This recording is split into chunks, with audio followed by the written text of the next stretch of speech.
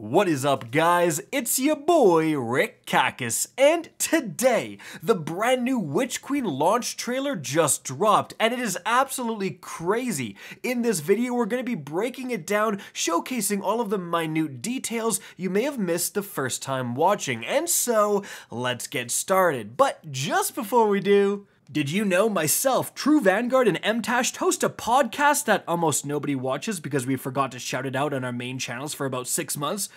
Well, let's hopefully change that, guys. The Real Gamer Hour podcast premieres every single Wednesday at 9 p.m. Eastern. We talk about the craziest things to happen within gaming for the past week. Sony buying Bungie, the latest Twitch debacle. We have it all, guys. It is so much fun. Definitely check it out. It is linked just up above. Click that card.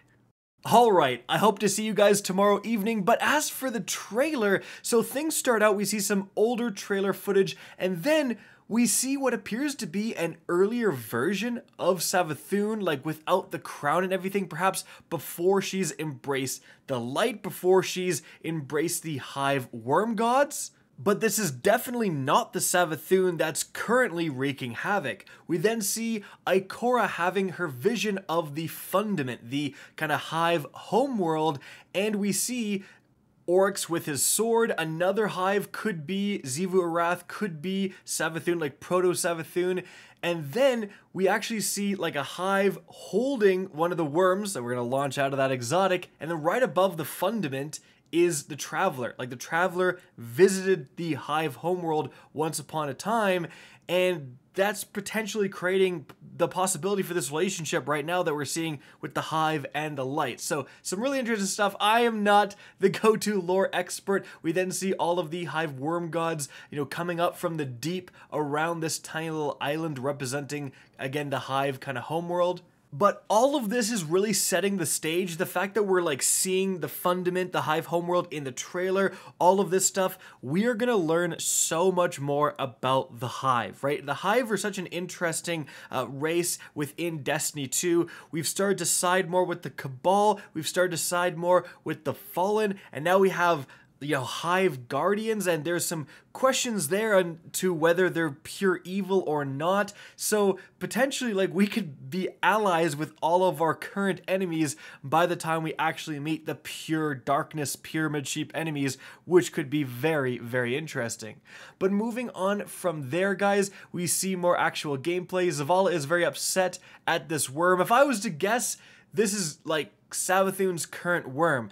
Later today, there's going to be a mission where we do the ritual that we've been waiting on forever, where Queen Marasav is essentially going to perform an exorcism on Savathun and try to get Osiris back and all of that stuff. Obviously, considering what we've been seeing in every single trailer, that does not work properly and Savathun becomes a big problem, so I bet this is the result of that.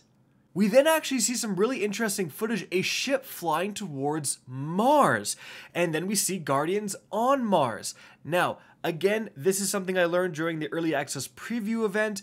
Mars is technically in this DLC. You're going to be able to go to a certain location that is called the Enclave, and it's a node within the Throne World destination map, and that's going to contain Ikora's like storyboard where she's connecting the dots, piecing together this mystery, and also the weapon crafting station is going to be there as well. We then see some Guardians loading into the Throne World, and remember, there's a really interesting dichotomy within this location. We have kind of the old swampy area, that's kind of Savathun's original Throne World location where she just embraced the darkness, and then we have the new shiny castle location, and that's when she's embraced the light.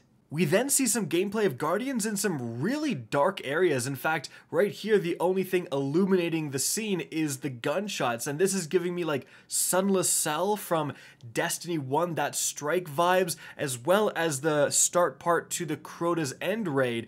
Just complete darkness and having to work your way through that. We then see some gameplay of the all-new Void 3.0 Warlock melee being utilized here, and definitely there's some fragments to cause enemies to explode here, because holy crap, that looks devastating. Then we actually see some gameplay of what's called Deep Sight being used. This Titan here is interacting with an object, and that is going to let them traverse through the world. So you're going to find different objects within the Throne World, you interact with them, and then it's similar to drinking a tincture in the Dreaming City.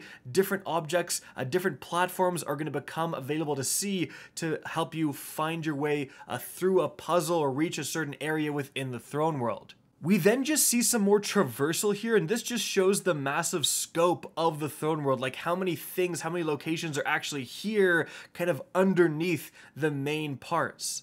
We actually then see 3 Guardians doing what might just be like a dungeon. I'm definitely getting those vibes. They're fighting some Scorn. We do actually see some of the exotic glaives being used, like the Hunter definitely zaps one of the Scorns with its exotic glaive. Remember, each class is going to get its own unique exotic glaive in the Witch Queen. We then see the exotic worm launching grenade launcher being used here, and it is shot and causes a pretty darn big explosion. That's definitely pretty crazy. We then see another exotic being used here. The Titan is using the all-new exotic machine gun that basically gives you a missile barrage exactly like a Cabal Colossus. It is kind of a charge-up ability, like you have to get kills to activate it, so we actually do see it being put away after that, and then sidearm being used.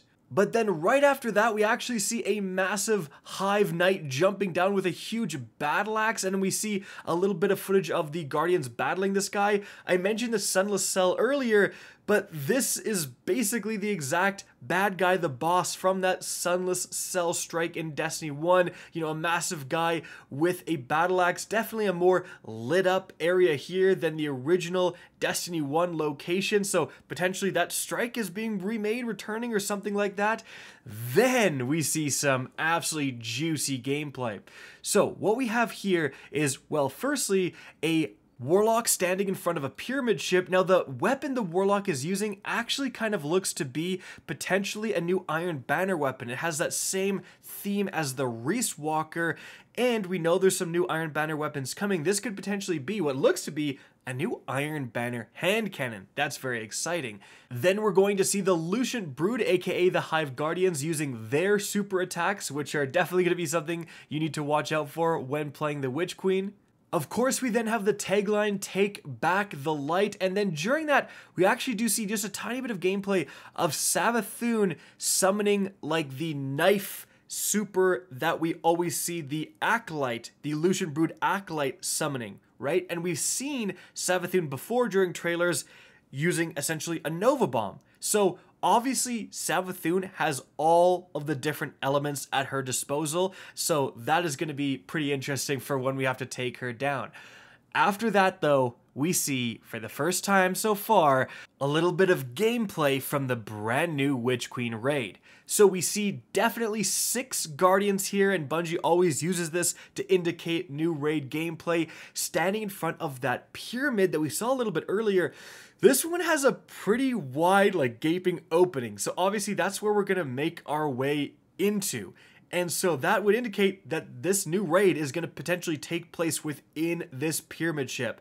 Could the new raid boss be like a darkness enemy? Finally, we're actually fighting the actual darkness, the things controlling the pyramid ships. Because like the Hive and Savathun, they're definitely threats, but they're like, Savathun is not the one controlling these pyramid ships. That is a totally different force. So that's pretty darn interesting. And what's also pretty darn interesting is what some of these 6 Guardians are using. Mainly, we have the one kind of over to the left here. That is a sword, and that looks like a lightsaber. Like, what the heck is this actual lightsaber sword being used here? Like, is this a brand new exotic sword that is coming with this expansion that we don't know about? It very well could be, because if that's legendary, again, that is quite different than anything we have in the game so far, at least to my knowledge. We then also see, of course, that Guardian is using the brand new flaming helmet for the Titan. which automatically casts a sunspot when you're critically wounded. Actually pretty saucy. The player kind of looks like a warlock though, but again, that appears to be the Titan helmet, so there's some crazy stuff going on here. I also recognize on the far right hand side, that's a Titan using the brand new exotic chest piece that gives you a barricade made of stasis crystals, replacing your normal barricade, which is pretty darn saucy for any stasis build out there. And then the trailer ends. So guys, thank you so much for stopping by. Make sure to hit that like and subscribe button to support the channel. If you guys want to see more Destiny 2 content similar to this, don't be afraid to slap that subscribe button. If you want to get in touch with me and keep up to date with the latest channel activity, the best way is to follow me on Twitter at RickCacus. That's linked in the description down below. Again, I hope you enjoyed the video, and as always, have a good day.